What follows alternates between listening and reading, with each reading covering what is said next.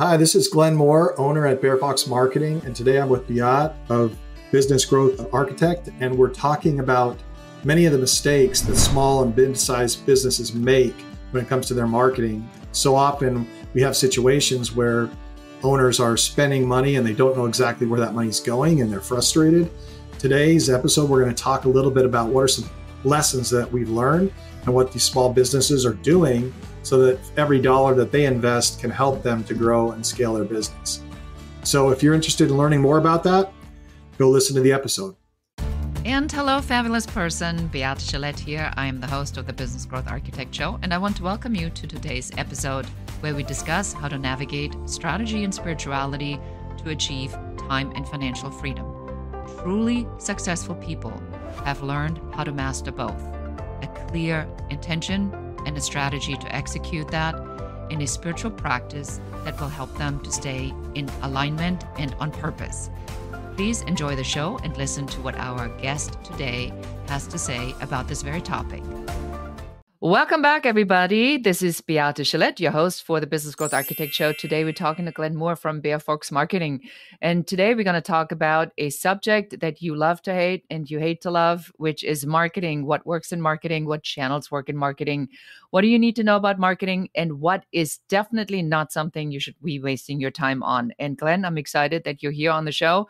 Thank you so much for joining us. Yeah, thanks for having me. Great to be here. So for somebody who doesn't know who you are, will you just give them a short introduction of who you are and what problem you solve for your clients? Sure. So I guess first, personally, I'm a dad of three tweens. I've got two in college right now. I've got one that's a teenager going into high school. And then professionally, I've been doing marketing now for about 25 years. I kind of went the corporate route for about 18 years. And then for the last 7, I've had an agency that we kind of focus on helping to scale up small companies, small to mid-sized companies. And so that's kind of me in a nutshell. I've got a cabin up on the lake. I love to ski and play pickleball and do things like that. But I love helping small and mid-sized companies grow. I think that's kind of what gets me up in the morning and what motivates me in my job. I love that a lot.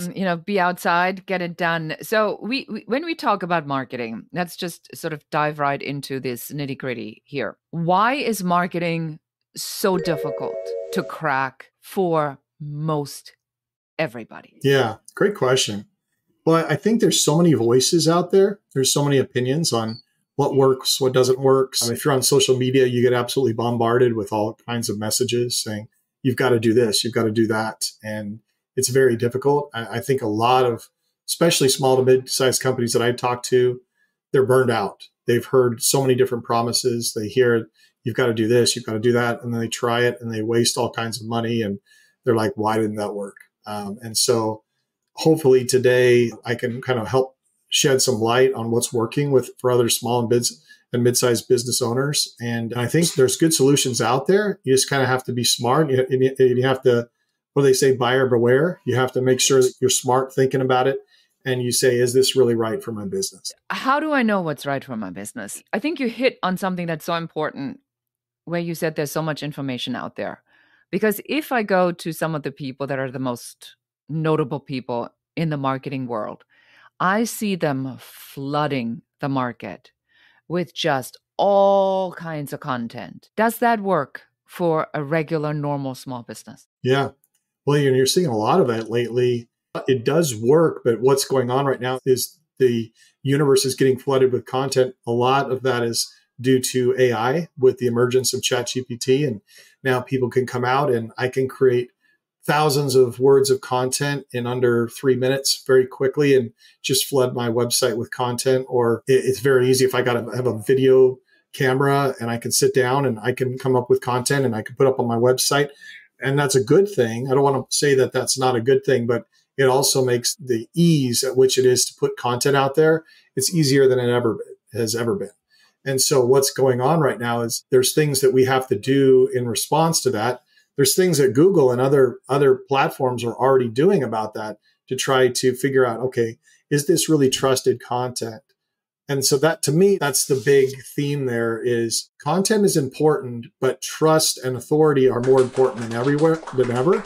That this is a real person. This is somebody that's got good expertise, that's speaking on your behalf, that's very authoritative when it comes to this particular niche. And having a niche is more important than ever. I would say over the last 6 months, it's gotten incredibly important. So be careful if you're a small business owner if you look at who you're trying to appeal to, is your appeal pretty wide in terms of the services and what you do? Or is it really, really narrow and focused?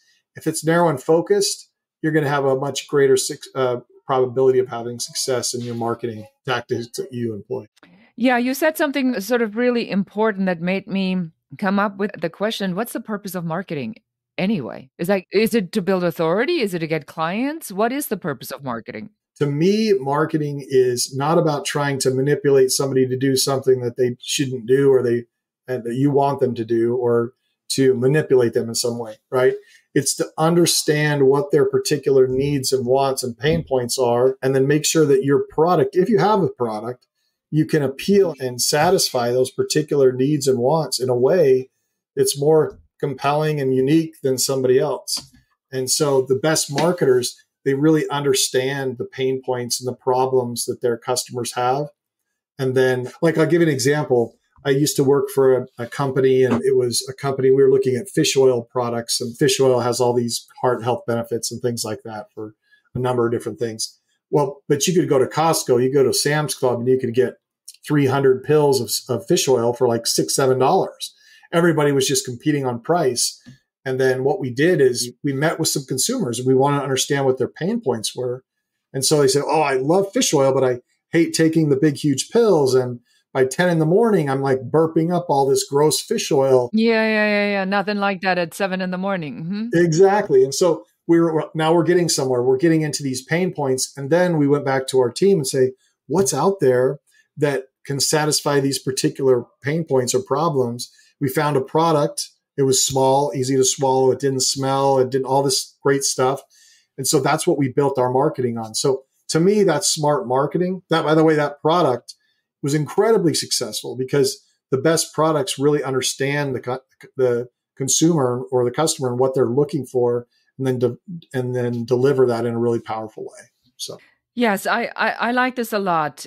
The different ideas about marketing, right? So you said that marketing is designed for me to figure out what my customer is looking for, and then having my product being designed to solve that particular problem. Well, that's the essence of every business. Mm-hmm.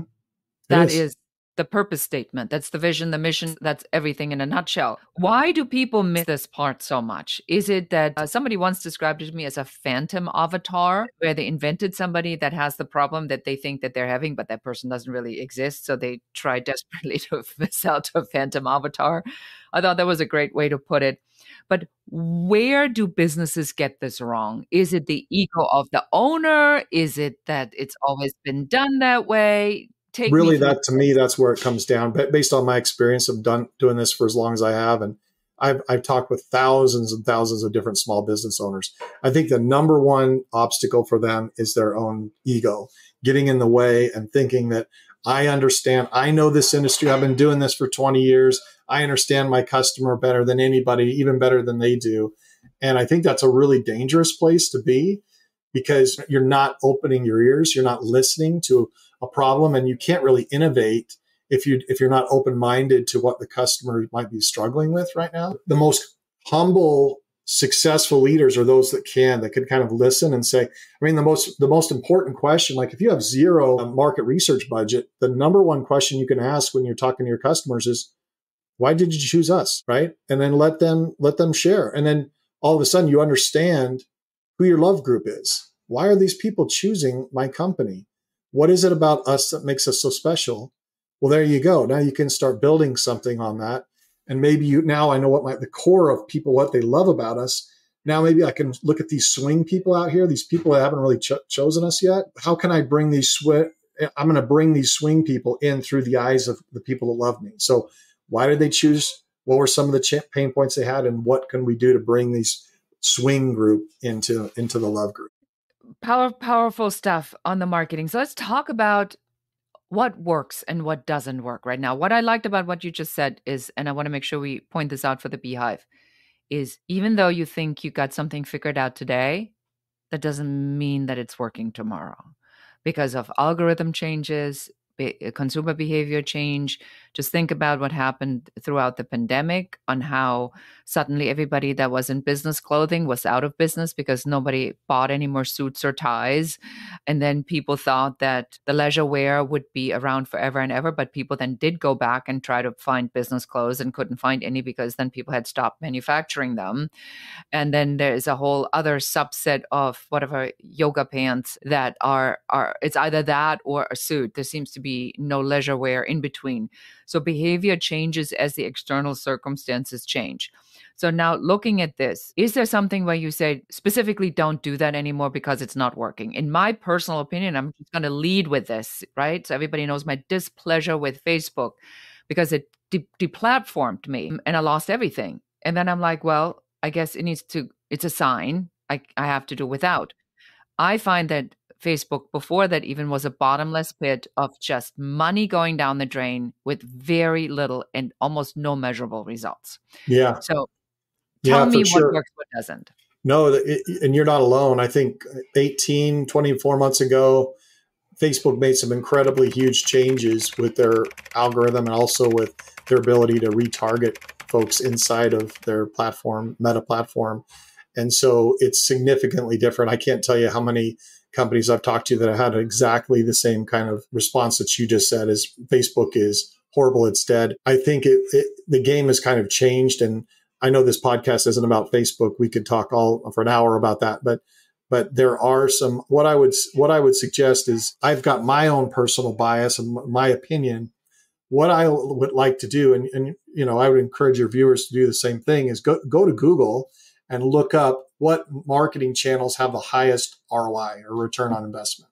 And you're going to see consistently which ones kind of show up at the top. The most recent one that I saw, it was a survey of 300 different chief marketing officers. And it asked them that question. It said, which channel has the highest return on investment based on your experience? And I would say that 3 of them kind of are kind of consistently up at the top. You've got email marketing. Email marketing is really a good one. Content marketing. We talked about that one, but content is tricky because it has to be combined with something else because there's so much content. It's just not enough to come up with great content, put it on your website, and then hope everybody comes to your website. It's not that easy. And then the last one is SEO, which is, we have a lot of experience with that here at our company. I'll kind of disclose that up front, but those 3 are the ones that typically have the best return on investment, meaning that if I'm spending $1 on marketing, where am I going to get the most in terms of sales coming into my company? So when I talk to my friends that are small business owners, I just worked with one recently and he just started a new company, him and his wife, and they're starting this new company. And let's start right now because every dollar is so important. Let's make sure we're putting those dollars in the right place so that you can, because at the end of the day, he wants to get new customers and scale his business up. And so that he can have the freedom to do, they homeschool their kids and they want to be able to do all these things with their kids and with their life. And so their business, every dollar that they spend in the marketing really means that much, right? So that's kind of how you have to look at it. Yeah, thank you for that. I believe that we have to try different things. SEO is relatively inexpensive. You can hire somebody. There's a lot of SEO people out there. There's a lot of bad SEO people out there. There's a lot of AI automated tools that you can bring into your website to optimize at least your main pages. You got to get your Google Analytics so you know where you're getting the traffic to, what Google is already naturally sending you, and then make sure that on those pages you have the opt-in or the engagement piece that you want people to opt in. And I want to just lay this out because, we have a blog post. It's, I think, the 10 characteristics of entrepreneurs. And consistently, it's a page that we get a lot of traffic to. And then it finally dawned on me, and I don't know why it took me so long, Glenn, to say, well, if that many people get to that page, maybe we need to have the quiz link on that page. Mm-hmm. So that we can love have that idea. Great idea. The lead generation on there. Is there anything else you can share with the audience, something that you've maybe seen that would be a tangible takeaway we can give them? And it's completely off the cuff here, but I thought maybe we can throw out an idea too. Your idea, because there's a word for that, right? We call it gamification. It's trying, how can we make that so we're not so lukewarm and boring when it comes to our calls to action? Because so many times on our website, the call to action is something like click here. Join the newsletter. Yeah, join the newsletter or call for a free consultation, right? That's the one I see a lot is the consultation. And it's like, okay, I get it. Everybody does a free consultation. So we have to get a little bit creative with some of the calls to action that we have. I would say the two suggestions that I would have for people when it comes to SEO is, one is SEO isn't for everybody. And that's the first thing you got to say is one exercise that we do for clients, and I really like it, is it assesses how difficult is this going to be? Like we can look and see, okay, what type of client do you want to pull in? What are some keywords that they're typing into Google that would match up exactly with what your business is? And then we can go look at those keywords and say, Google, there's actually a difficulty score on those keywords. So you can say, okay, is this 100 out of 100 difficulty? Is it 5 or 6? And so we can look at that and say, this is a really good opportunity, or don't even go there. These keywords, you'll never own them. You're going to be spending all this time and money and you're never going to get there. So I think that would be the first thing I would tell people to SEOs. Make sure you understand before you start spending money and jumping into the deep end of the pool. Make sure you understand, what do I want to go after? What keywords do I really want to get top Google ranking for? And then how hard is it going to be for those, to get ownership and top billing for those keywords? And who's in that space, right? That's really, really important to know. The other thing that I would say is there's a lot of free things that you can do with SEO that you don't even have to have an agency for. And I would say take advantage of those as much as you can. Like Google Business Profile, for example. It blows me away how very few small businesses, maybe they've got a phone number on there and they got their address, and that's it.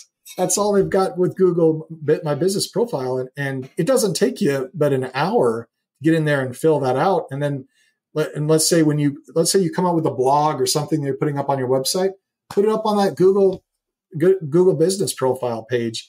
And that's going to help you outrank about 90% of everybody else in your industry, because nobody else does it. And it's so easy and it's free to do. It'll get you shown on that Google Maps pack. And you can also get optimized for Google search. So somebody's using Siri or Alexa or something like that, they'll be able to find your business when they do that voice search. So those are two things that I would suggest to people is, one, make sure it's a good opportunity for you. And two, utilize those free elements that are there and just make sure you maximize them to the fullest capacity. I love that. Yes. And I like that you said on your Google My Business, on your business profile, it's not a one and done. You need to continue to put content on it because Google is driven by content and searches are driven by new content. So make sure you do that. So thank you for that. So Glen, thank you so much for all this advice on marketing. And now I want to shift gears a little bit and talk about sort of the spiritual part of things. You and I, when we were in the green room, you had shared with me that mindset is a really critical piece in your organization, your company. Tell us a little bit about what that means. Yeah, really good question. And, I made a lot of mistakes in this as an owner of a business, and I've had this business now for 7 years. When we first started out, we would hire people based on their skill set, right? That we want to make sure you have this set of skills, and that's important. But the culture and the mindset is more important than anything. So you want to make sure that we're identifying what are those key 3 to 4 values that every single employee must have here within the organization. And then making sure that when we're hiring people and we're training people, we're reinforcing those values regularly. And so one of the values that we have here is to be humbly confident, right? Well, there's 2 parts to that. That means humble. That means we have to be open to learn new things. And so one thing that we do is we make sure that every month or 2, we have a book that we read together as a company. And so many times that's a mindset book, right? It might be Mindset by Carol Dweck, or it might be Extreme Ownership, or it might be Atomic Habits, And so I think that's so important. Sometimes we don't talk about that enough, about just how important culture is and about how important the values of our organization. I've worked with organizations where all they are is about, hey, we just want to make money, money, money. Let's hire the people who have the skills to do what they need to do. And all that other soft stuff, let's leave it out. You're making a big mistake if you're doing that, in my opinion. I made that mistake myself. And now I've done it both ways. I would never go back to doing that. Mm-hmm, mm-hmm. And this is really what initiated the shift to add spirituality to our strategy in the business growth architect environment. But I looked at this and I recognized that everybody I know who is successful has a practice of some sort. And they are either reading books, and I love that you read books with others in your organization, in your company, to get them sort of in the same kind of mindset. And it is not a one and done thing. It is a perpetual ministry of clean thinking, because it's so easy to have our brain volunteer all these thoughts that are really not conducive to our growth. So outside of you doing this for your company, what do you do? Like, because if you lead, right? If you lead people in that, then it's almost like you have to be better at this than everybody Yeah. else. Well, I'd So, love to hear what you do too, because I think everybody kind of has a different routine. Like for me, I sometimes I get over a little bit. If I'm honest, I get a little overwhelmed with all of the polarity and all the negativity that goes on right now in our world in which we live in. Like I'll go to social media and I just got to turn it off because there's just so many loud voices from all over the place. And so, you talked about it, whether it's books or finding a couple podcasts that I like where I can get up when I go walk my dog for 30 minutes in the morning every day. The first thing I do is I put in my little ear pods and I find my podcast, or I find some kind of element that's going to start my day out on the right foot, right? And then and I can listen and try to fill my mind with some positivity, because God, it's so easy to get pulled into this vortex at work where there's problem after problem after problem, right? And it's if you don't have that framework, or you don't have that way of approaching your day in a more positive way, you're just going to get overwhelmed with everything else. So I've found that for me, that's so important. And then the thing that I got to do a little bit better, I'm starting to do this, but I'm not super good at it yet, is kind of at the end of the day, getting like a journal and just reporting, okay, how did the day go? What are some things I learned today? What are some things I want to try to do tomorrow to kind of reset? And sometimes I just get tired and I don't want to write those things. I don't want to keep track of them. I know I need to do it, but those are some things that I found that have kind of helped me. yeah, I think this is powerful. When I use Calm, and there's one particular meditation guy his name is Jeff, and he's a little bit off the cuff, and he is got sort of this unique way of looking at it. And he just goes, well, the brain does what the brain does, right? So just let it go, just bring it back. Don't make a big deal out of it. Don't call it a failure. Just like, oh, observe it, let it go, and then say, okay, let's come over back here. And as you do that, you create these spaces in between these enormous amounts of thoughts that you have, that then allows other ideas to come in, versus occupying every thought moment with this useless stuff that your brain just wants to volunteer because it just can't shut up, basically. And I like that idea. And it's relatively easy because 10 minutes, I'm not really a great morning person. So it's okay for me to put my headphones on, and then as I'm drinking the coffee, waiting for the caffeine to kick in, to take these 10 minutes and do that. So that works really for me. The other thing that really works for me is I like Abraham Hicks, which is channeled by a woman by name of Esther. And there's so much stuff on YouTube out there, and it's like 15-minute segments or shorts. And the premise of this is to understand that we are in a vibration, and the vibration of feeling good is what creates more good, which is the equivalent of gratitude, right? So people that are very grateful constantly reminding themselves on how good it is, and they're inviting more good. If you are vibrating on the negative part, which is what we're seeing in politics, which is what we're seeing with people around climate change. I mean, it's just so much stupidity that it's almost painful to watch. And because they are focusing on these negative things, they just create more and more and more of it, because that's the vibration that they're on. And I think in the mindset part, and that's why I like what you said, that you do this with your company, is that you take this original vibration and then you almost like make it larger, and you say, how can we vibrate more on that level of positivity, of interaction, of being humble, of being thoughtful. And then that is what creates eventually that momentum where these quantum leaps are coming. That's proven in nature, because we know if it exists in nature, if a quantum leap exists in nature, a quantum leap therefore must be possible for you too. So what happens to these atoms that are having this quantum leap, what do you need to do to have that quantum leap, right? And it's the same, you create an environment where it can happen. So we need to create the environment that it can happen. That's why I'm always so curious to see, what the mindset part is. The other thing that I heard, Glenn, was the walking with the dog. That might be your meditation. It doesn't have to be a meditation, but that repetitive action. Yeah, it's interesting. The mountain biking, the skiing, that might be the meditation. Well, it's funny. I'm sure I'm not the only listener that feels this way too, but sometimes I think better when I'm on the move, like when I'm up walking, or like, let's say I'm just sitting in my office and I'm coming to, just getting dead ended with the thoughts that I have. Sometimes just getting up and moving and going for a walk or going, all of a sudden some inspiration starts coming, some thoughts start to come, right? It's really interesting. And one more comment. I really liked what you said earlier, but like one thing that I find is I've got a really active mind and it's just always going. And I think a lot of entrepreneurs are that way. We got a million ideas going on. You have an 80% chance of being ADD if you're listening to this show. Oh, it's crazy. And I'll be like walking around the house and my wife will just look at me and she's like, "What are you thinking? What are you thinking about?" I'm like, "No, nothing. I'm not feeling it. I'm not thinking anything." She's like, "No, I can tell. I can see it all over your face. I can see you're thinking."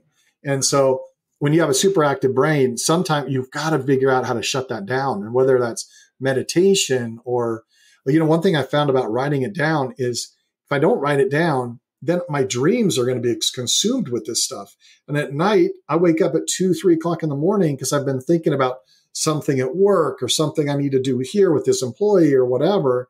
And so I found if I write it down before I go to bed, all right, good, there it is. I'm going to pick it up in the morning, leave it there, compartmentalize it, leave it there, and then try to shut things down. And then I can pick that up in the morning or the next day and take care of it. But I don't have to sit there and have anxiety over it all night long, That is such a smart way to look at it, because if it's percolating in your head and it's not written down, it's still in your head. But if it's outside of your head, which is why we love project management so much and project management software, is because the minute this comes up, I can put it somewhere. It doesn't mean that every project has to be open, but it just means that this project is sitting there until the time when it's right to do this project, but it's out of my head.